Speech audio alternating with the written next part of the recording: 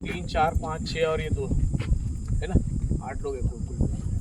2 2 4 2 6। मैं सबसे नम्र विनंती करूँगा कि आप जब अंदर जाएंगे तो साथ में जाएंगे और साथ में वापस आएंगे, आगे पीछे नहीं आएंगे। उससे मेरा टाइम एडजस्ट नहीं होता है, मुझे बहुत प्रॉब्लम आता है उससे, जो क्लियरली होता है। नियर द कियोस्क लेके जाऊँगा मैं, आपको कियोस्क की पूरी जानकारी दूँगा, आप अंदर जाके पिक कराएंगे, है ना। सर आप ज्वाइन होना चाहेंगे इनके साथ? जी हाँ। नेट सुन लेगा? हाँ चलेगा। सो राइट नाउ मैं आपका जो है तो बहुत ही हृदय से स्वागत करता हूँ इस ऐतिहासिक नगरी एलोरा, जहाँ पर आप आए हैं। इस ऐतिहासिक नगरी को प्राचीन समय में एलनापुरम। मैडम आप पढ़ना चाहते, फोटो ले लेंगे एक फ़ोटो ले लीजिए इसका। हाँ हाँ हाँ बहुत बेटर रहेगा आपके लिए। जी जी। नहीं मुझे आपकी बातों में इंटरेस्ट नहीं है। अगर आप ये सोच आपको इंटरेस्ट हो ना हो, मेरा कहना नहीं, I don't believe are in you without alone? paying and Yes, taking yes. the service. Are you alone? That for the I tell you that. नहीं। Yes. क्योंकि आप अकेले हैं। Don't worry. Yes. Don't worry. ले लीजिए। I'm not interested in Yes. talks. वो मैं जानता हूँ आप इंटरेस्टेड है या नहीं, मुझे लेना है उससे। आप फोटो ले लीजिए, आराम से देखिए उससे। सो मैं बहुत ही हृदय से आपका स्वागत करता हूँ इस ऐतिहासिक नगरी एलोरा में। मेरा नाम है दिनेश, और जिस नगरी को आप देखने के लिए आए हैं, ये जो नगरी है प्राचीन समय से एलनापुरम का।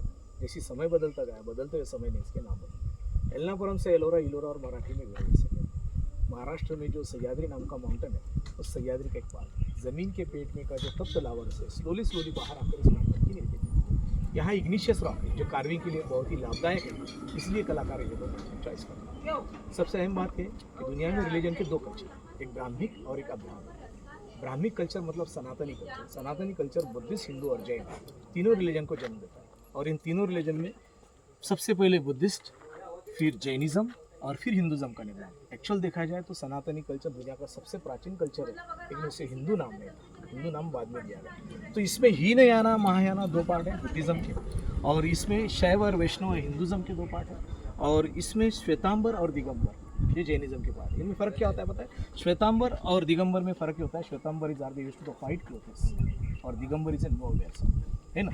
उसके अलावा जो है तो श्वेतांबर और दिगंबर के बाद में इनके बारे में अगर बात करेंगे तो इनमें 2 फर्क ऐसे होते हैं कि कुछ ऐसे गन लगाने वाले, कुछ ऐसे गन लगाने वाले। जो शिव को चाहने वाले वो शैव, जो विष्णु को चाहने वाले वो वैष्णव। और इनमें होते हैं हीनयाना महायाना। हीनयाना नाम का जो पार्ट है स्वयं बुद्धा ने स्टैबल किया गया, और महायाना नाम का पार्ट है जो मूर्ति पूजक, और ये हीनयाना मूर्ति पूजक नहीं होते।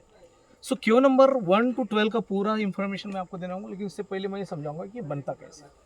इसने कलाकार ने जानबूझकर यहाँ पर इस माउंटेन के इस नॉर्थ साउथ शेप को सेलेक्ट किया, क्योंकि उसको वेस्ट फेस चाहिए। वेस्ट फेस इसलिए चाहिए क्योंकि सूरज जब परिक्रमा करेगा उसका नेचुरल लाइट अंदर लेगा। How to that? वो व्हाइट क्लोथेस मिरर अपोजिट में बांधेगा, उसके रिफ्लेक्शन अंदर लेके वो काम करेगा। और हर के उसका डिगिंग ऊपर से नीचे कर रहा है, सामने से पीछे जा रहा है, क्योंकि वो ग्रेविटी के साथ काम करना चाहता है। ग्रेविटी के विरोध में काम करेगा, उसे बहुत कठिनाइयों का सामना करना पड़ेगा, इसलिए उसने ऊपर से नीचे कट करना पसंद किया। और most of the debris part आपको यहाँ पर नजर नहीं आता, इसमें से निकले हुए अवशेष आपको यहाँ नहीं दिखेंगे। बहुत सारे इतिहासकारों के अलग अलग कयास है, अलग अलग अनुमान है, लेकिन आर्कियोलॉजिकल सर्वे ऑफ इंडिया कहता है कि इसका जो मोस्ट ऑफ डेबरी पार्ट है वो यूजेबल शेप में कट किया गया, और यहाँ से उठाकर दूसरी तरफ ले जाकर उसका बहुत ही प्रगत तंत्रज्ञान की तरह उन्होंने काम किया।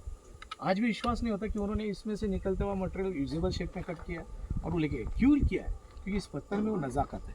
ये जो मार्बल है ना, इसमें भी वो नज़ाकत नहीं जो इस पत्थर में, जो आपको बहुत ही अबड़ दिखता है, ये बहुत ही कार्यक्षम पत्थर है, क्योंकि शेप देने में मदद करता है, और इंसानी बॉडी को जो चाहिए वो एटमॉस्फेयर देता है। जब आप अंदर जाते हैं तो आज 42 डिग्री टेम्परेचर है, फिर भी अंदर में आपको एसी में बैठे जैसा लगता है। जब दांतों पर दांत बजने वाली ठंडी में आते हैं, हुड ठंडी, जिसे मराठी में बोचली ठंडी कहते हैं, उस ठंडी में जब आते हैं तो आपको उस जाड़ों में वो वार्म फील कराते हैं। रेनी सीजन में पानी को सक कर लेता है, पर्कुलेट करके छोड़ता है। About to sea level we are 200 meters, 200 meter के ऊपर। लेकिन हाथ से पानी लेने जैसी व्यवस्था आज से 1500 साल पहले यहाँ निर्माण हो सकती है, इसलिए कलाकारी जगह को चॉइस करता है। इस पत्थर को वेस्ट नहीं जाने देता है, और पूरा पत्थर रीयूज कराता है। इसलिए महाराष्ट्र के हर गाँव में पार नाम का कल्चर आपको दिखता है। महाराष्ट्र में जो है तो गढ़ और किलों का कल्चर ज़्यादा है, और 10 BHK 12 BHK जो रेसिडेंशियल प्लेस है वो सब इस पत्थर से निर्माण है। इसीलिए इसका डेली आपको यहाँ पर नजर नहीं आता है, इसकी वो वजह है। और यहाँ पर जब बन रहा है तो क्यों नंबर 1 to 12 में उन्होंने एक एकेडमिकल यूज का निर्माण किया। इसमें गुरुकुल बनाया, जिसमें 1 नंबर की केवल ओनली स्टोरेज की जगह है, नंबर 2 गुरुजनों का प्रार्थना स्थल है, 3 और 4 मेडिटेशन है, 5 नंबर भोजन कक्ष है, 6 और 7 लाइब्रेरी है, 8 और 9 स्टाफ रूम है, 10 नंबर ये क्लासरूम है, 11 हॉस्टल है, 12 हॉस्टल है। एक गुरुकुल जब बनता है, यहाँ विद्यार्थी तक्षशिला नालंदा जाने के लिए प्रिपेयर होता है, और यहाँ से विद्यार्थी तक्षशिला नालंदा बहामियान तक जाकर बुद्धा के विचारों को स्प्रेड करता है। उसके बाद में जो है तो इन सभी केव्स के अंदर में जो अलग अलग रचनाएं 13 नंबर एक ट्रायल केव्स है, 14 रावण की खाई, 15 दशावतार केव्स, 16 दुनिया का सबसे डेस्टिनेशन जिसे सिंगल रॉक में कट किया है टॉप टू बॉटम और बैक टू फ्रंट, 17, 18, 19 ये सब रेसिडेंशियल है, 25 नंबर सूर्य देवता मंदिर, 27 नंबर वीरभद्र सुभद्रा और बलदेव की मूर्तियाँ और 29 नंबर शिव पुराण।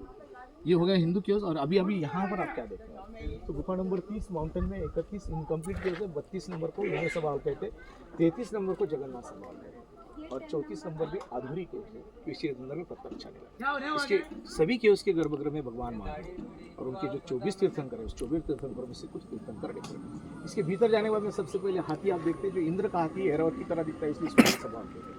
और ये पूरा आर्किटेक्चर नॉलेज उसका द्रविडियन शैली में, इसलिए उसने साउथ इंडियन कल्चर में इसका निर्माण किया। भगवान महावीर का एक स्कल्पचर इन द सेंटर चौमुखी मूर्ति में, और ये जो स्तंभ है जियो और जीने दो के विचारों को से रिप्रेजेंट करता है। ऊपर से जब आता है 5 फीट के बाद में कैनोपी बनाता है, कैनोपी इसलिए बनाता है कि इरोजन से उसे रोकना चाहता है। नीचे का फ्लोरिंग एक्स्ट्रा लेता है। मंदिर के टेम्पल के दोनों पिलर टेम्पल की डेकोरेशन में दिखाया गया, कमंडल के डेकोरेशन में, और नीचे तबक वो पूजा पाठ। नज़दीक से जाकर थोड़ा सा